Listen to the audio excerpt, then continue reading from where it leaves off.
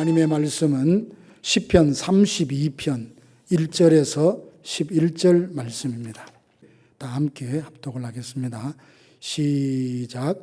허물의 사함을 받고 자신의 죄가 가려진 자는 복이 있도다. 마음에 간사함이 없고 여호와께 정죄를 당하지 아니하는 자는 복이 있도다. 내가 입을 열지 아니할 때에 종일 신음함으로 내 뼈가 쇠하였도다. 주의 손이 주야로 나를 누르시오니 내 진액이 빠져서 여름 가뭄에 마름같이 되었나이다. 셀라. 내가 이르기를 내 허물을 여호와께 자복하리라 하고 주께 내 죄를 아뢰고 내 죄악을 숨기지 아니하였더니 곧 주께서 내 죄악을 사하셨나이다. 셀라. 이로 말미암아 모든 경건한 자는 주를 만날 기회를 얻어서 주께 기도할지라. 진실로 홍수가 범람할지라도 그에게 미치지 못하리이다. 주는 나의 은신처이오니 환난에서 나를 보호하시고 구원의 노래로 나를 두루시리이다. 셀라. 내가 내 갈 길을 가르쳐 보이고 너를 주목하여 훈계하리로다. 너희는 무지한 말이나 노새같이 되지 말지어다. 그것들은 제갈과 굴레로 단속하지 아니하면 너희에게 가까이 가지 아니하리로다. 악인에게는 많은 슬픔이 있으나 여호와를 신뢰하는 자에게는 인자하심이 두루리로다. 너희 여인들아 여호와를 기뻐하며 즐거워할지어다. 마음이 정직한 너희들아 다 즐거이 외칠지어다. 아멘. 시편 32편은 시편 전체의 7개의 참회시 중에 하나입니다. 근데 오늘 보니까 2번씩이나 복되다라는 말로 시작을 해요. 우리가 가지고 있는 개역 개정 성경에는 문장의 제일 끝에 복이 있다라고 되어 있지만 히브리 원어로 보면 제일 문장 앞에다 복이 있다라고 시작을 합니다. 사람들은 복을 좋아하잖아요. 사람들이 추구하는 그 복이 뭐죠? 건강하고 오래 사는 것, 물질적인 풍요를 누리는 것, 그리고 마음에 근심이 없이 평안하게 살아가는 것을 볼 때에 참 복이다 그렇게 생각들 합니다. 성경에서 말하는 복은 뭘까요?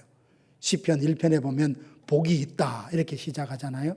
악인의 꾀를 쫓지 않고 죄인의 길에 서지 않고 오만한 자의 자리에 앉지 아니하고 오직 여호와의 율법을 즐거워하여 주야로 그 말씀을 묵상하는 자가 복되다 그렇게 말해요. 우리 예수님께서도 복이 있다라고 하시면서 8가지 성품을 말씀하셨죠. 심령이 가난한 자, 애통한 자, 온유한 자, 의에 줄이고 목이 마른 자, 긍휼히 여기는 자, 화평케 하는 자, 그리고 뭐죠? 마음이 청결한 자, 의를 위하여 핍박을 받는 자는 복이 있다 그러셨어요.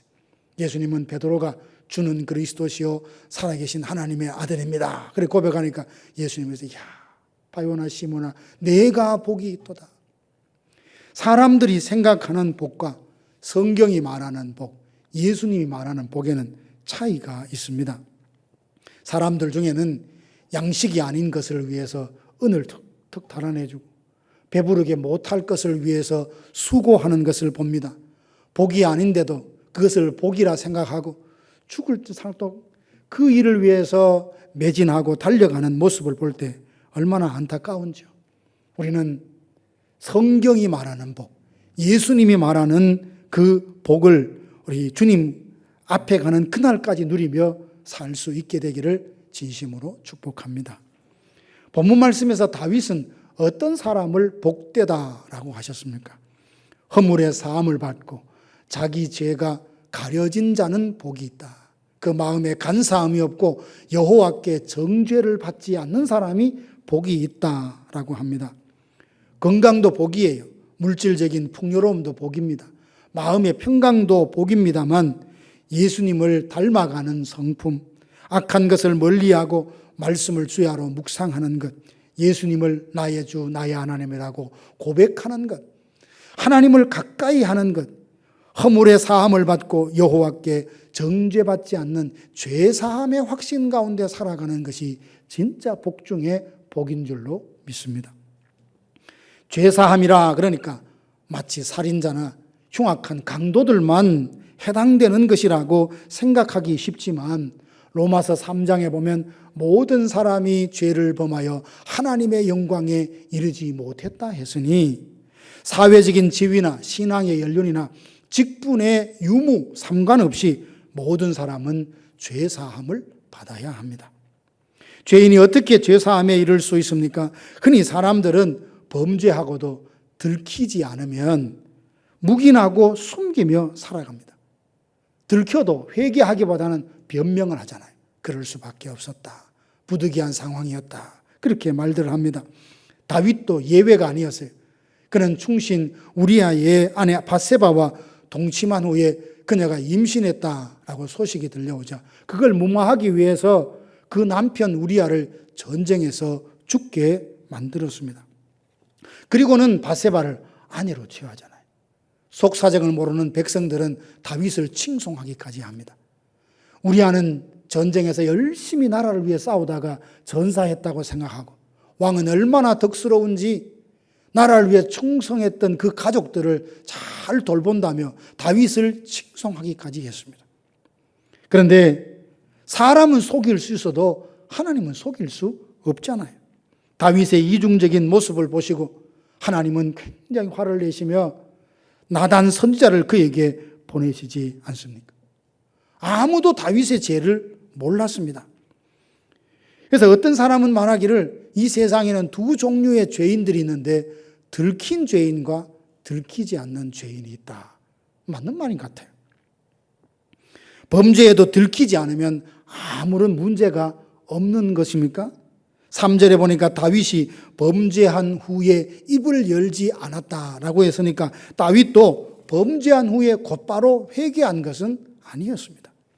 나단 선지자가 찾아와서 비유를 들려주며 죄를 지적하자 그제서야 그 앞에 통곡하며 회개를 합니다. 다윗이 스스로 알아서 죄를 깨닫고 회개한 것이 아니었습니다. 다윗은 오랫동안 입을 열지 않고 있다가 어떤 계기로 회개했습니까? 나단의 책망을 듣고 회개합니다. 이것은 우리에게 시사하는 바가 있습니다. 죄인은 스스로 자기가 죄를 지었다는 것을 깨닫지 못합니다. 범죄하고도 들키지 않으면 변명하거나 괜찮겠거니라고 생각하며 그것을 덮으려고 합니다. 언제 회개합니까? 말씀을 듣고 마음에 찔림이 일어날 때. 성령이 그 마음에 역사할 때 비로소 회개하게 됩니다. 다윗이 5절에 보니까 내가 이르기를 내 허물을 여호와께 자복하리라 하고 주께 내 죄를 아뢰고 내 죄악을 숨기지 아니하였더니 곧 주께서 내 죄악을 사하셨나이다. 회개함으로써 죄 사함을 받았는데 범죄하자마자 자기가 스스로 깨닫고 회개한 것이 아니라는 말입니다. 먼저 그 마음속에 성령이 회개하도록 역사를 하세요. 3절 4절에 보니까 범죄한 후부터 회개할 때까지 자신의 심경을 밝히는데요. 내가 종일 신음함으로 내 뼈가 쇠하였나이다. 주의 손이 주야로 나를 누르시오니 내 진액이 빠져서 여름 가뭄에 마름같이 되었나이다. 우리가 아무런 준비도 되어 있지 않는데 누군가 당신 죄를 지었지 않습니까? 회개하시오. 그러면 어떻게 반응합니까? 오히려 화를 내죠. 너는 죄가 없냐고 되묻고 하는 그런 상황이 일어날 수 있잖아요. 나단이 찾아갔을 때 죄를 지적하자 다윗이 그 앞에 금세 통곡하며 회개할 수 있었던 것은 나단이 오기 전에 성령이 이미 그 마음에 역사하신 거예요. 죄를 품고 살아갈 때 회개하기 전에 종일 신음하며 내 뼈가 쇠하였다. 주의 손이 주야로 나를 누르신다. 여러분, 우리 마음에 뭘 해야 되는데 하지 못할 때 마음에 눌림이 있잖아요. 다윗은 회개하기 전까지 하나님의 손이 자기 마음을 짓누르는데 견딜 수가 없는 거예요. 그런 아픔과 통증, 고통을 느낄 때에 나단이 와서 당신 죄를 지었습니다 하니까 그 말을 듣고 통곡하며 회개했던 겁니다. 범죄한 후에 회개하지 않을 때 깊은 죄책감으로 신음하고 마치 뼈가 마르는 것 같고 주의 손이 누르는 것처럼 깊은 죄책감을 느꼈습니다.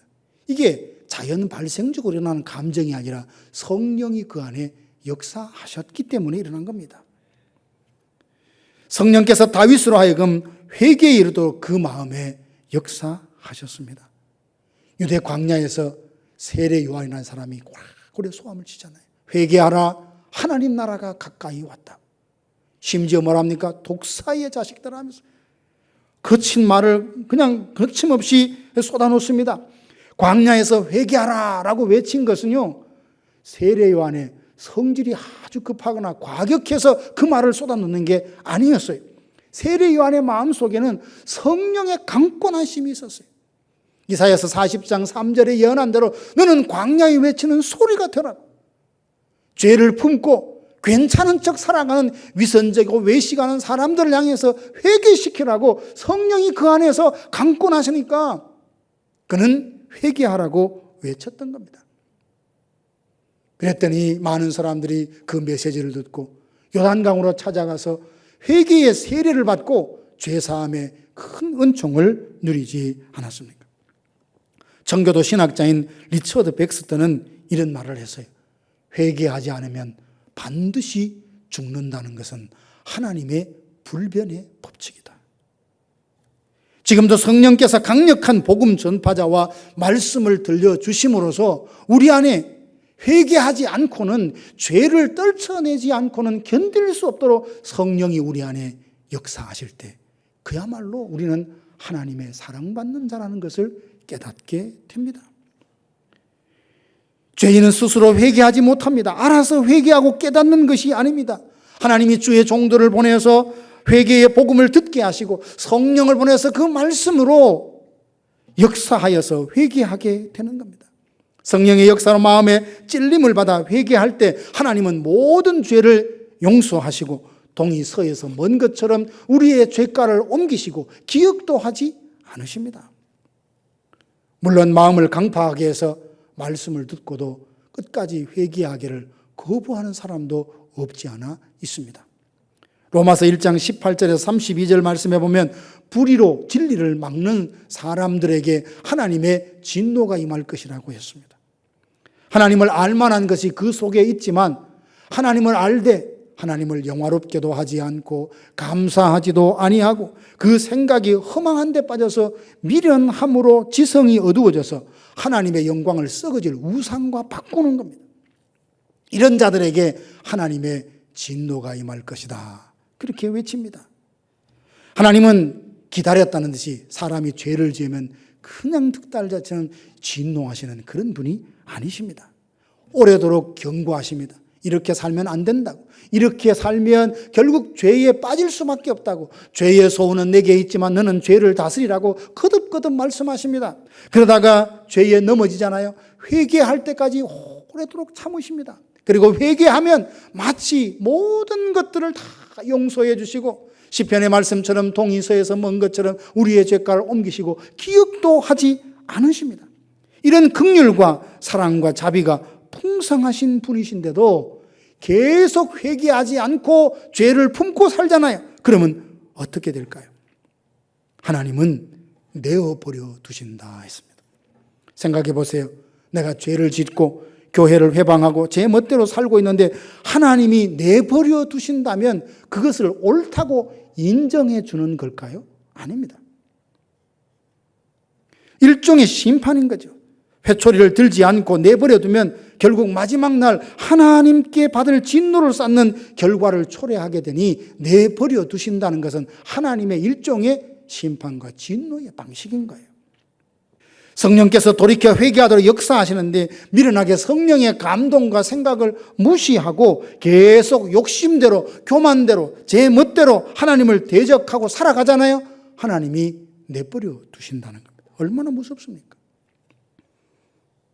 그러므로 우리는 결국 죄를 멀리하고 끊임없이 자신의 거룩을 위해서 힘써야 합니다. 다윗이 범죄하고 회개하지 않자 성령은 그 영혼의 곤고함과 숨이 막힐 것 같은 고통을 주시고 뼈가 마르는 것 같은 죄책감을 느끼게 그 마음에 먼저 역사하셔서 회개하도록 이끌어 주셨습니다. 성령은 말할 수 없는 탄식으로 우리를 위해서 기도하고 계십니다. 그래서 굳은 마음을 제하여 주시고 하나님의 사랑을 깊이 깨닫도록 도와주십니다. 내가 범죄한 것은 나를 위해 자기 목숨까지 아낌없이 내어주신 주님의 사랑에 대한 모욕이요, 주님의 영광을 훼손한 일이라는 것을 깨달아 알게 해주셔서 우리 마음에 회개할 수 있도록 성령이 역사해 주십니다. 사랑하는 성도 여러분, 우리는 어쩔 수 없이 부득이한 상황에 놓이면 죄를 지을 수밖에 없는 약함이 있습니다.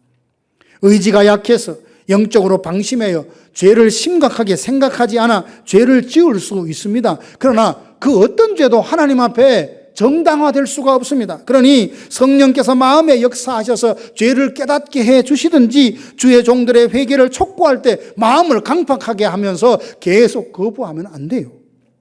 내가 가는 길이 죄요 하나님이 기뻐하시니 아니라면 돌아설 수 있는 용기가 있어야 됩니다. 돈 때문에, 인간관계 때문에 돌이키기 싫어서 회개하지 않고 계속 죄 가운데 머물면 언젠가 하나님의 진노를 당하게 된다는 겁니다.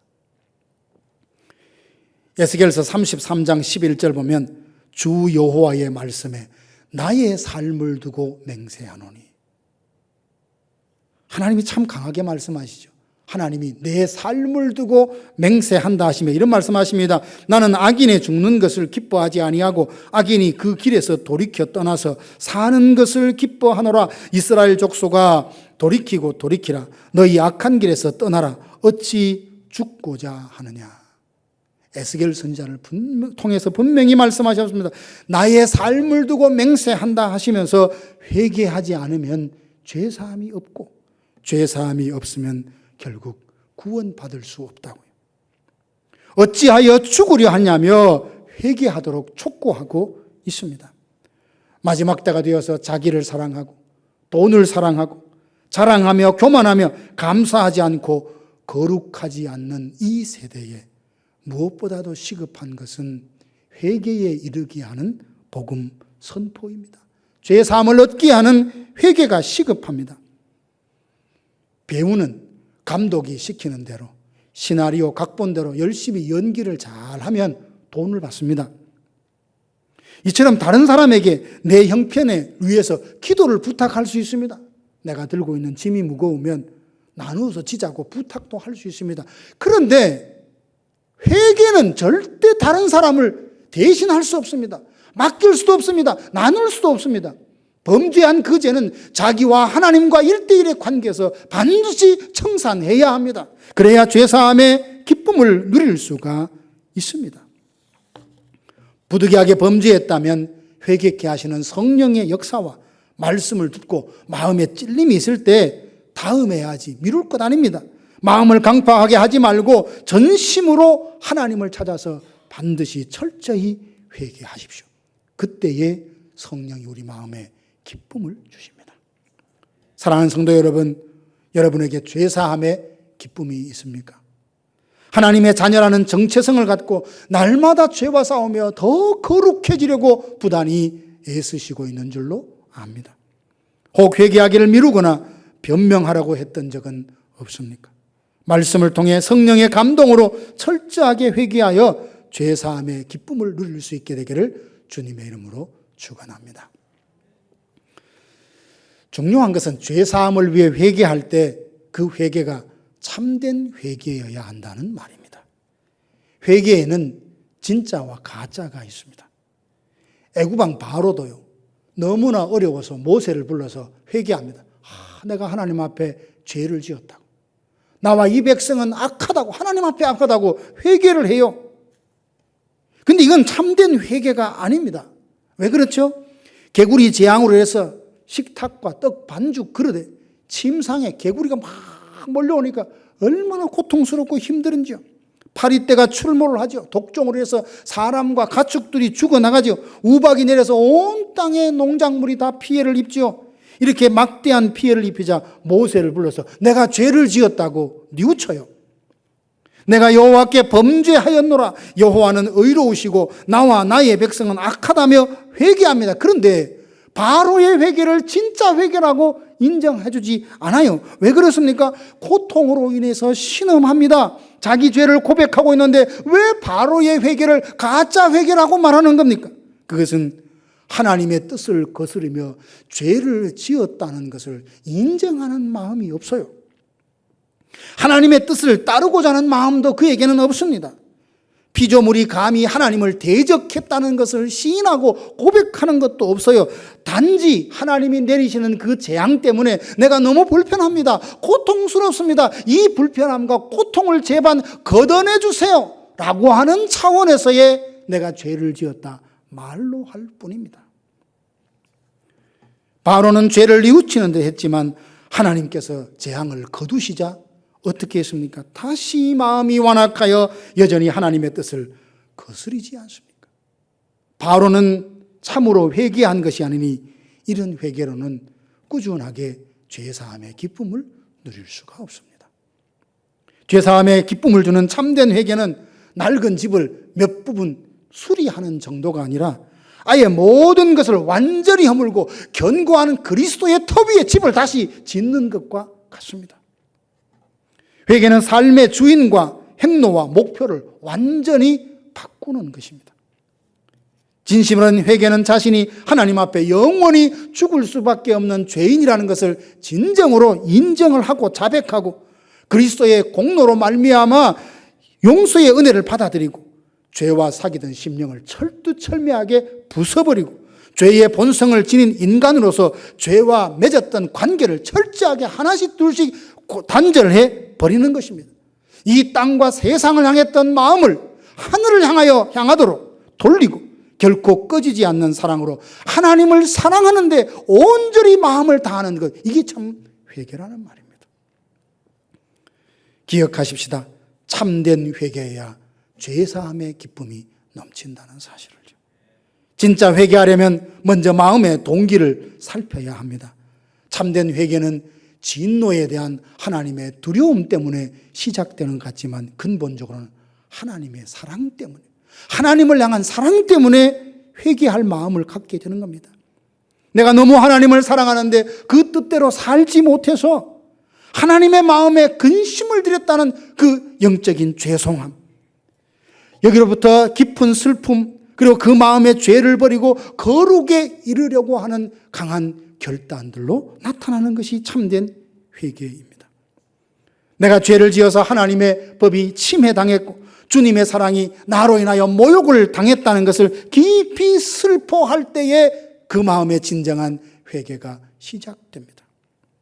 진실로 회개하려면 자신이 지은 죄를 인정하고 이로 인하여 깊이 슬퍼하며 하나님께 근심을 드렸다는 것을 정말 깊게 뉘우쳐야 합니다. 그런 점에서 청교도 신학자 토마스 왓슨이 회개라는 책에서 참된 회개의 6가지 본질을 담아야 한다는 말을 우리가 귀담아 들을 필요가 있습니다. 첫 번째, 참된 회개에는 죄를 봐야 한다라고 했습니다. 부활하신 예수님께서 라오디게아 교회의 사자에게 뭐라고 하셨습니까? 너의 곤고한 것과 가련한 것과 가난한 것과 벌거벗은 것을 알지 못하니 불로 연단한 금을 사서 부요하게 하고 흰옷을 사서 벌거벗은 수치를 가리고 안약을 사서 보라라고 했어요.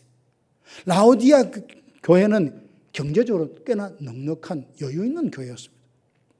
그렇지만 하나님의 눈으로 볼 때는 뜨거운 것도 차가운 거 아니고 미지근한 상태로, 그들의 영혼은 곤고했고 가련했고 가난했고 벌거벗은 수치 그 모습인데 그들은 그걸 볼 줄 모르는 거예요. 그래서 우리 참된 회개를 하려면 자신의 영적인 모습이 어떠한 것을 정확하게 사실 그대로 볼 줄 아는 영의 눈이 열려야 합니다.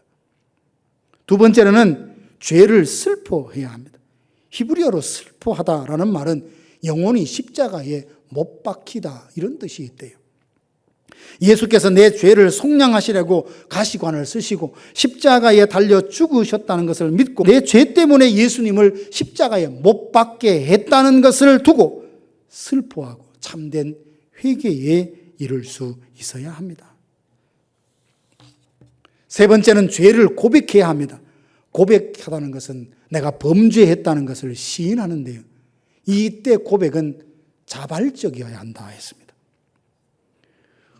우리가 가끔 부부싸움을 하는 부부들을 이렇게 보면 아내가 막 화를 내잖아요. 그러면 남편은 뭐라 합니까? 내가 잘못했다 그러죠. 내가 잘못했다. 그러면 아이고 사과 하나보다 하고 넘어가면 얼마나 좋겠습니까? 안 넘어가죠. 뭘 잘못했는데, 그러면 남자들은 다 잘못했다는 거야. 그러면 여자분들 더 화를 내잖아요. 우리가 죄를 고백하는데 하나님 앞에, 하나님 나 다 잘못했습니다.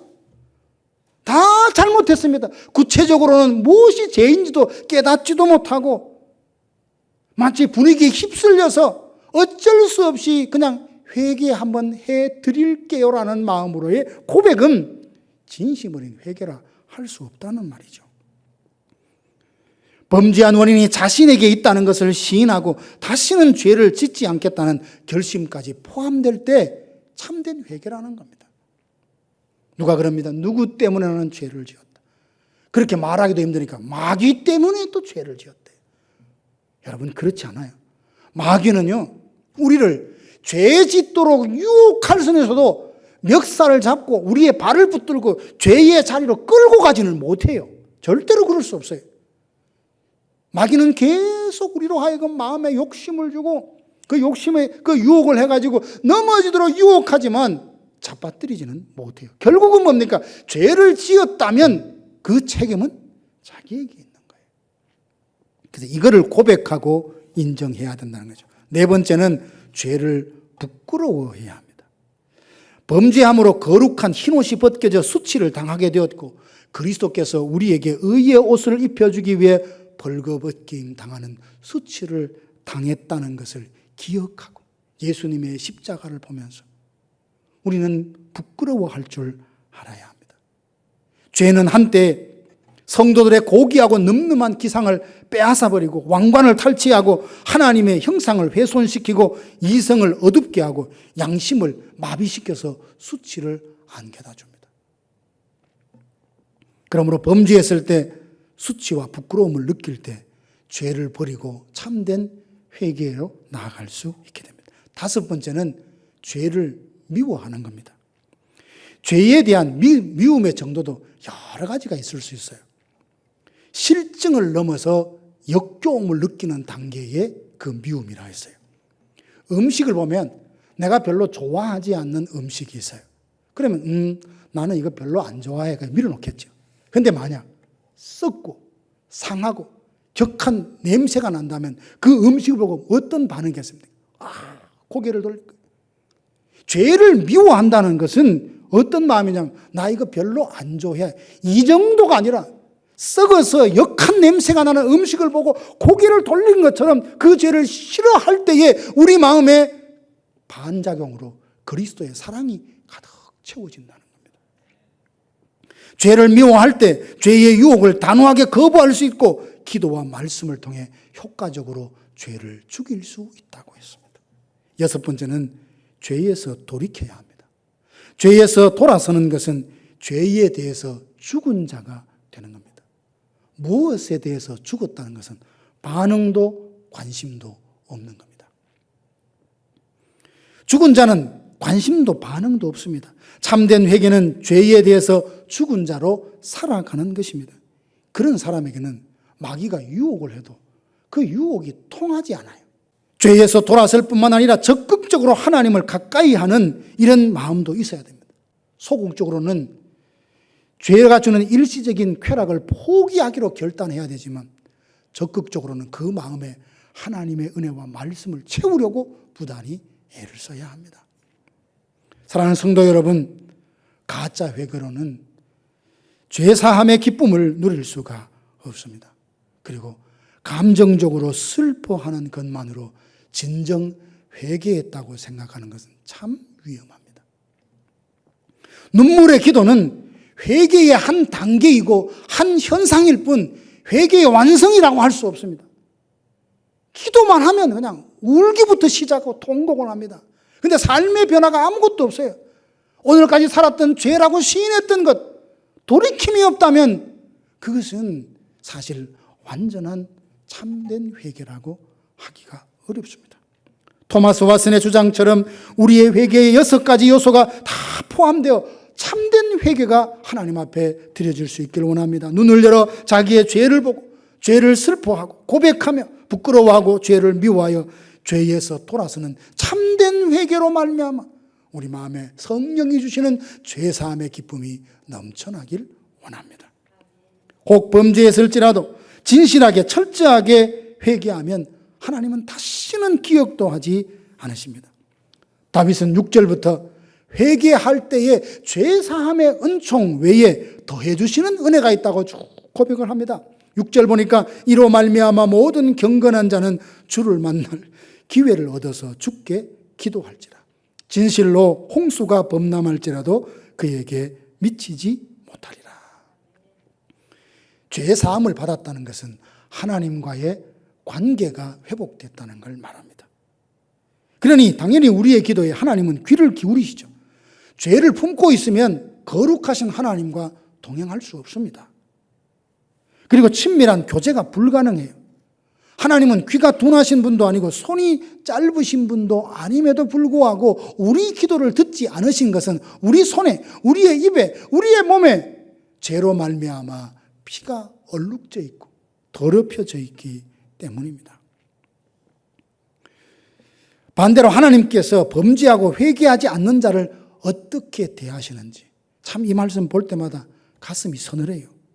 시편 7편 12절 보니까 회개하지 않고 죄를 품고 있다면 하나님이 활시위를 당겨서 그를 향하고 있다라고 말씀하고 있어요. 죄를 품고 있는 사람은, 회개하지 않고 죄를 품고 있는 사람은 하나님의 활시위에 관역이 된 상태다는, 얼마나 무섭습니까? 하나님은 회개하여 거룩하고 순진한 자녀들의 은신처가 되어 주셔서 그들에게 환난이 미치지 못하도록 보호해 주신다 했습니다. 8절도 보니까 내가 내 갈 길을 가르쳐 보이고 너를 주목하여 훈계하리라 했습니다. 우리가 범죄하지 않고 살 수 없어요. 그러나 날마다 성령을 의지하여 죄를 죽이고 거룩하고 진실되게 살고자 한다면 하나님의 능하신 손으로 우리를 붙들어 주십니다. 진정 회개하여 죄사함을 받으면 우리의 기도에 응답해 주시며 갈 길을 가르쳐 주시고 한결같은 사랑으로 우리를 보호해 주실 것을 믿습니다. 사랑하는 성도 여러분, 오늘은 죄사함의 기쁨이라는 주제로 시편 32편을 함께 생각해 보았습니다.